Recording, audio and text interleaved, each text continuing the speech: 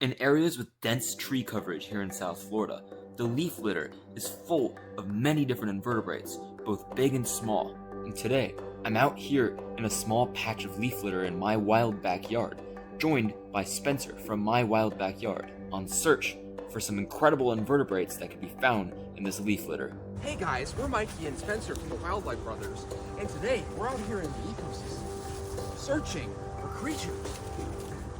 But more specifically, pseudoscorpions of creature. Right, this is actually what we were out here looking for. What is this, Spencer? That's a little pseudoscorpion. And that is probably one of the most bizarre arachnids you can possibly find. They're not scorpions, as their name suggests. Pseudo is fake, but they do have little claws like that. And what a lot of people don't know about them is they actually are venomous, but they don't have a stinger on their back like a normal scorpion would. Their stingers are actually in their claws. And you're looking at that, this is a tiny little animal. It's unlikely that it could ever do any damage to you, but to the little tiny soft-bodied invertebrates it goes after in these leaf litter environments, it is a formidable threat.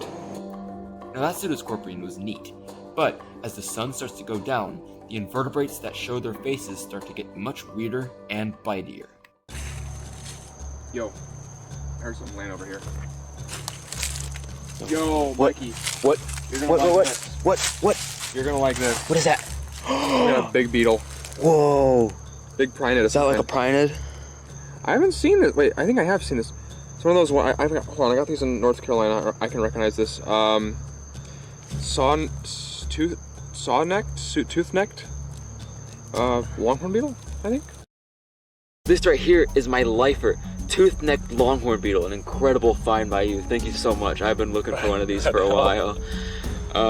These guys are called the tooth-necked longhorn beetle because they have long antennae, which is the longhorn beetle, and they also have these sharp serrated sides of their pronotum, or that top plate of the thorax.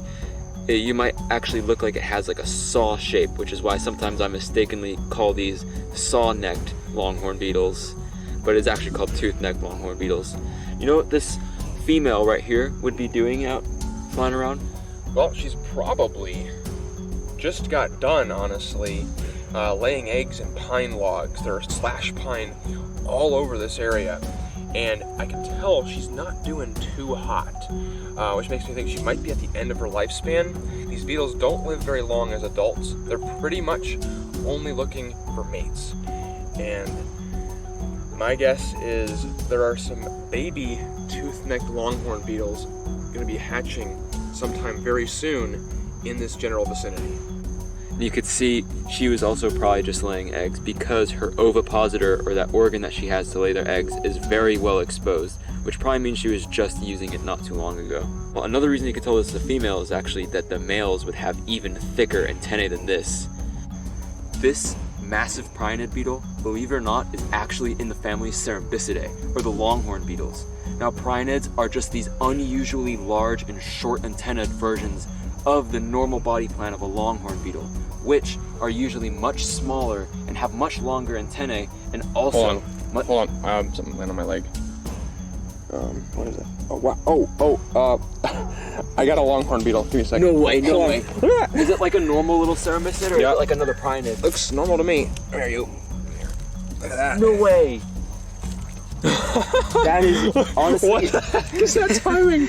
That is honestly like your average body plan of a Cerambycid. That is a spined oak borer, which conveniently, we are right next to an oak tree. So this one is nice and fully moving around all energetically. So this one is either a male looking for a mate or a female actually trying to look for a spot in this oak tree to lay her eggs at. Now, these are called spined oak borers not only because their larvae will bore into oak trees, but also because if you look closely at those antennae, there are little spines in between the segments of the antennae. I'm not sure what they use these for, if they're a defense mechanism or if they use them as a display to like scare away predators, but either way, it is quite intimidating to see those long spines protrude out of the antennae. Now, as you can see, its mandibles are absolutely tiny. Very, very small mandibles. Unlike these Prionid beetles, these things have almost no bite force whatsoever. Do you have anything to add about these? I think you pretty much covered it. I am much more of a spider guy than I am beetle, so beetles are kind of a fun little thing that I see once in a great while, but I do love seeing these longhorns. They're so cool looking. I love how, like, sometimes you can hear them squeak. Some species do actually stridulate, and you'll hear them squeaking or almost like chirping when they're disturbed. I don't hear it with this one. I have heard it with other small cerambycids and with large prionids before. It's not doing it. Yeah, sometimes, and I saw him like bucking there. What I'll do sometimes is I'll hear, when they buck, I'll hear like a noise. So I don't hear it with this one, but sometimes they will do it. Yeah, I've heard like the hardwood stuffed boars, really big ones, do that. Look at that comparison between the size. Now you could tell why these would be in like the same family. They have basically the same overall look, body plan, antenna structure, head structure, especially cerambycids have these massive eyes that wrap all around the head, both the top and the bottom of the head. They could actually see underneath, on top, in front, to the side, behind them. They have pretty much 360-degree vision because their eyes cover all around their head, even the bottom. All right, let's release this beautiful spiny oak boar right back. Well, not where we found it, because that would be on Spencer's leg, but He thinks I'm a tree. where it wants to go. It's a very confused beetle.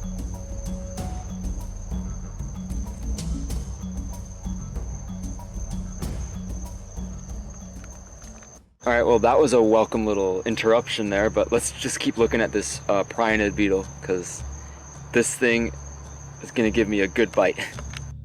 All right, well, this beetle is a little small to do a bite on like a finger or something. You can see those mandibles are quite small, but they are both strong and sharp. So I'm just gonna try and get her mandibles to open up real quick. Looks like she doesn't want to bite. That's because she sees me more as a threat, as I'm gonna get eaten, rather than let me just attack this random 5'6" gigantic monster. There we go. You can see she is latched on to that little skin. Ow! Not a very hard bite, but I could feel the power, especially coming from a relatively small animal like this, and the ends of those mandibles are extremely sharp, like very, very sharp. Not serrated, but still quite sharp, and I could feel it going in. It's not going to draw any blood, it's not going to rip any skin off. You can see how easy it was to just pull it off, but still a pretty nice bite. I'm sure some of the larger Prionid species, especially males, of some other Prionid species, would give some even worse bites than this one. But what makes it so much more interesting, in my opinion, is not only the bite. The mandibles aren't the only sharp part of this species, but you can see the sides of the neck are also quite sharp, and that will give these extra armor while being potentially eaten by predators. And that is actually quite sharp to the touch as well. You can see, ow, don't want to hurt her too much, but just it feels like a little needle pinch when I touch those. So you can see how eating one of these would be quite hard. Ow, ow, hard bite.